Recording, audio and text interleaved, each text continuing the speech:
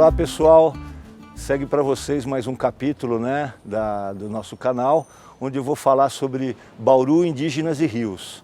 E vou começar falando com vocês sobre a importância da água e dos rios para as civilizações e para o ser humano de uma forma geral. Nós sabemos que as primeiras civilizações elas nasceram há 4, 5 mil anos atrás, no Oriente Médio, num lugar que era chamado de Mesopotâmia e hoje é a região do Iraque. E por que Mesopotâmia? Mesopotâmia significa lugar entre dois rios, e os rios eram o rio Tigre e o rio Eufrates. Era um deserto danado, seco para chuchu, mas que existia vida, existia civilização, foi lá que surgiram as primeiras civilizações, devido a esses dois rios. Esses dois rios nasciam na montanha Taurus, ou montanha do Touro, ao norte dessa região, e no inverno nevava bastante, e no verão essa neve derretia e alimentava esses dois rios. E essa região ela está localizada num lugar chamado o Crescente Fértil, porque tem uma forma de uma lua crescente e além da Mesopotâmia tem civilizações que a gente gosta bastante de estudar, como a civilização dos hebreus, que dependia do Rio Jordão, no qual Cristo foi batizado, e os egípcios, que dependiam do Rio Nilo. Como vocês sabem, o Heródoto falava que o Egito é um presente, é uma dádiva do Nilo.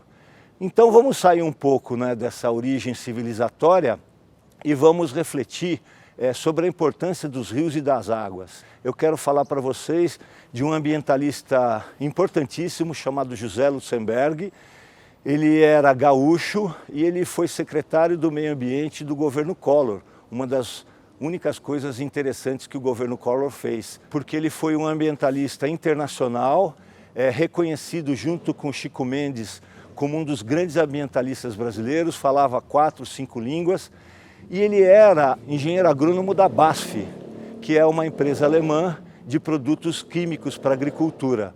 E ele viajava pelo mundo, norte da África, Caribe, e ele estava trabalhando com macieiras no Marrocos, e ele falou para um agricultor, você não pode comer essa maçã agora, porque a gente colocou agrotóxico, veneno. Ele falou para o José Lutzenberg assim, não, mas essa maçã eu não como, eu como a maçã do meu pomar que está aqui. E levou o Lutzenberg num pomar de maçãs, no fundo da casa desse agricultor, e o José Lutzenberg ficou tão mexido que ele pediu demissão da BASF e se transformou num dos maiores ambientalistas do mundo.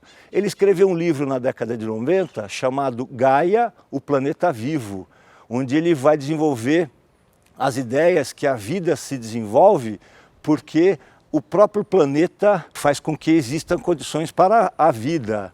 E ele, no livro dele, ele fala uma coisa muito bonita e muito interessante, profeticamente, por estudos, que a Amazônia não era o pulmão do mundo, mas era o ar-condicionado do planeta. Ela fazia a distribuição da umidade necessária para todo mundo funcionar. E como que isso acontece? É uma poesia que ele declama no livro dele, onde ele fala sobre toda a umidade do Oceano Atlântico entrando na América do Sul através da Amazônia, cumprindo um ciclo de precipitação, de queda da chuva, devido ao calor, evaporação, condensação, e essa chuva faz esse caminho maravilhoso de ondas até a Cordilheira dos Andes, onde devido à cordilheira, metade dessa umidade iria para o hemisfério norte, outra metade viria para o hemisfério sul, no fenômeno dos rios voadores, onde nós temos condições de fazer, então, agricultura, conforto térmico, reabastecimento dos lençóis subterrâneos de água. E o que acontece com a floresta amazônica hoje, depois da década de 90, com Lutzenberg ter falado tudo isso para a gente?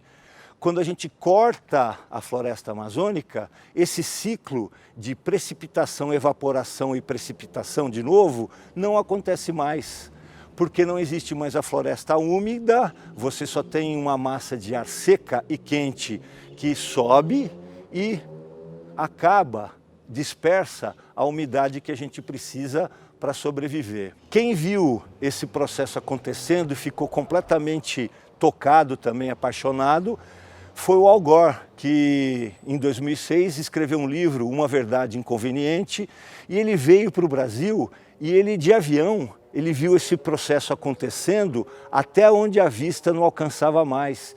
E ele ficou assim muito impressionado de ver esse fenômeno da umidade, da distribuição dessa umidade acontecendo. Ele fez um filme também chamado Uma Verdade Inconveniente, que tocou o mundo inteiro e começou a levantar uma importante questão, a questão das alterações climáticas, que podem alterar o clima para sempre e impedir a vida humana na Terra.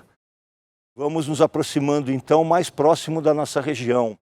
Como ensina a professora Isabel Cristina Moroz e toda a literatura inteligente a respeito da ocupação do solo, da exploração dos rios, os indígenas eles tinham essa sabedoria prática de não ser contra as enchentes, porque elas defendiam seu território, e fazer as suas aldeias, criar suas aldeias distante, uma distância dos rios que pudesse as enchentes do verão não prejudicar as suas aldeias.